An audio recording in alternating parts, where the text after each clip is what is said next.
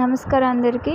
ఈరోజు నేను ఈ వీడియోలో మెయిల్ నుండి ఆటో డౌన్లోడ్ ఎలా చేసుకోవాలో బ్లిస్ యాప్లో చెప్పబోతున్నాను. బ్లిస్ యాప్లో మనకి ముందు ఉన్నట్టే స్టార్ట్ డౌన్లోడ్ NBFUP ఎలాగో ఇది మళ్ళీ అలాగే, బట్ అది మనం రోజు చేసేవాళ్ళం. బట్ ఇప్పుడు ఇది మంత్కి ఒకసారి లేదా 15 డేస్కి ఒకసారి చేయాలి. ఇప్పుడు మనం బ్లిస్ యాప్ ఓపెన్ చేయండి. బ్లిస్ యాప్ ఓపెన్ చేశాక ఇక్కడ కనిపిస్తుంది కదా, 1వ నెంబర్ డేటా మేనేజ్మెంట్ మీద క్లిక్ చేయండి. మనం మెయిల్ ఎలాగైతే అటాచ్ చేస్తామో 5వ నెంబర్లోకి వెళ్ళి అప్డేట్ FUP కమిషన్ బిల్, 5వ number update FUP commission bill click చేసుకున్నాక కిందికి స్క్రోల్ చేస్తే ఇక్కడ ఇంపోర్ట్ బిల్ అని ఉంటుంది చూడండి. 2వ నెంబర్ ఇంపోర్ట్ బిల్ మీద క్లిక్ చేస్తే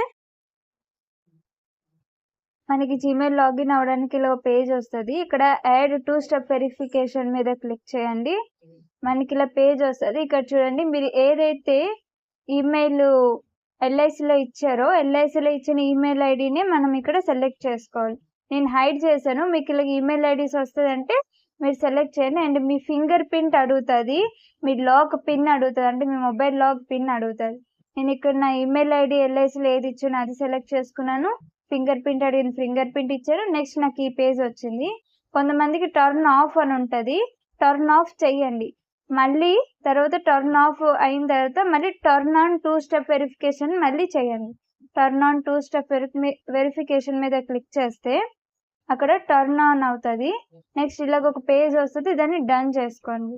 డన్ క్లిక్ చేసిన తర్వాత ఇక్కడ చూడండి, మళ్ళీ టర్న్ ఆఫ్ 2 స్టెప్ వెరిఫికేషన్ వచ్చింది. ఓకేనా, వెరిఫికేషన్ ఆన్లోనే మనకు ఉండాలి. ఇప్పుడు మనం బ్యాక్ అవ్వుకొని మళ్ళీ బ్లిస్ యాప్లోకి వెళ్ళండి. వెళ్తే ఇక్కడ క్రియేట్ జీమెయిల్ యాప్ పాస్వర్డ్ ఉంది కదా, ఫస్ట్ది అది క్లిక్ చేయండి. క్లిక్ చేశాక మళ్ళీ మనకి ఈమెయిల్ సెలెక్షన్ కోసం వస్తుంది. ఈమెయిల్ కూడా LICలో సేమ్ ఏదైతే ఈమెయిల్ ఐడి ఇచ్చారో ఆ ఈమెయిల్ ఐడియే క్లిక్ చేయండి. మీకు ఏ ఈమెయిల్ ఐడిలోకి అయితే కమిషన్ బిల్ డ్యూ బిల్స్ వస్తున్నాయో ఆ ఈమెయిల్ ఐడియే మనం సెలెక్షన్ చేసుకోవాలి. నెక్స్ట్ అలా చేసిన తర్వాత యాజ్ యూజువల్ ఫింగర్ ప్రింట్ వస్తుంది, లేదా ఎంతమంది పిన్ కోడ్ వస్తుంది. ఆ పిన్ అవన్నీ ఇచ్చాక ఇలాగ యాప్ పాస్వర్డ్ క్రియేట్ చేసుకోవడానికి వస్తుంది. యాప్ నేమ్ దగ్గర బ్లిస్ కాంబో, B మాత్రం క్యాపిటల్ లెటర్ పెడతారు, C ఓకేనా. బ్లిస్ కాంబో నేను ఎలాగైతే టైప్ చేశానో అలా టైప్ చేస్తారు.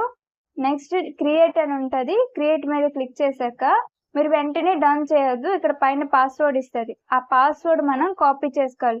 పాస్వర్డ్ మీద ప్రెస్ చేసి పెడితే ఇలా మనకి బ్లూ డాట్స్ వస్తే ఒక బ్లూ డాట్ పట్టుకుని మనం ఫుల్ లాస్ట్ వర్క్ చేసి ఇక్కడ పైన కాపీ అని వస్తుంది. కాపీ మీద క్లిక్ చేయండి.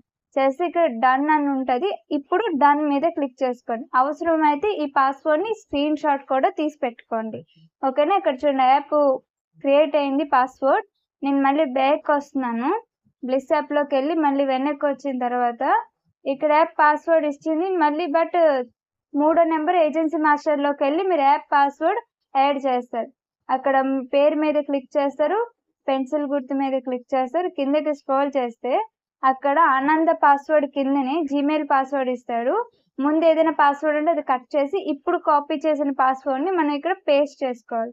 పేస్ట్ చేసిన తర్వాత మధ్యన ఏదైతే కొన్ని గ్యాప్స్ వస్తాయి ఆ గ్యాప్స్ ఏవన్నీ కట్ చేసుకుంటూ వెళ్ళండి. గ్యాప్ లేకుండా టోటల్ మొత్తం పాస్వర్డ్ కలిపే ఉండాలి. కలిపి ఉండిన తర్వాత చూడండి, నేను ఇలా పెట్టాను. తర్వాత లాస్ట్కి సేవ్ అని ఉంటుంది, సేవ్ మీద క్లిక్ చేయండి. ఇప్పుడు మళ్ళీ బ్యాక్ వచ్చి 5వ number update FUP commission bill దగ్గరికి వెళ్ళండి. అప్డేట్ FUP కమిషన్ బిల్ మీద క్లిక్ చేసుకొని ఇప్పుడు ఇక్కడ చూడండి, కన్ఫిగరేషన్ గ్రీన్లో రావాలి. సేవ్ జీమెయిల్ పాస్వర్డ్, ఒకసారి పాస్వర్డ్ చూసుకుంటారు. ఎక్కడైనా డాట్స్ కానీ లేదంటే స్పేస్ కానీ ఉందేమో చూసుకుంటారు, అవన్నీ లేకుండా చూసుకోండి. సేవ్ ఈమెయిల్ పాస్వర్డ్ మీద క్లిక్ చేశాక అక్కడ పైన కన్ఫిగరేషన్ గ్రీన్లో వస్తుంది. తర్వాత ఇక్కడ ఇంపోర్ట్ బిల్ మీద క్లిక్ చేస్తారు. పైన చూడండి రీడింగ్ జీమెయిల్ అని వస్తుంది.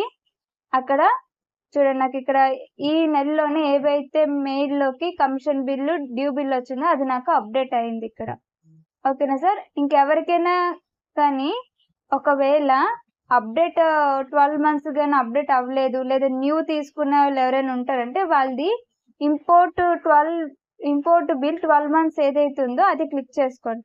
అది క్లిక్ చేసుకుంటే 1 year, అంటే మీరు ఏ నెల చేస్తున్నారు అంటే జూలై నెలలో చేస్తున్నారంటే జూలై నెల 2025 జూలై నెల నుండి ఈ సంవత్సరం జూలై నెల వరకు అప్డేట్ ఎన్ని పీడిఎఫ్స్ ఉన్నాయో అన్ని పీడిఎఫ్స్ అప్డేట్ అవుతాయి. Only commission bill, due bills మాత్రమే ఇందులో అప్డేట్ అవుతుంది.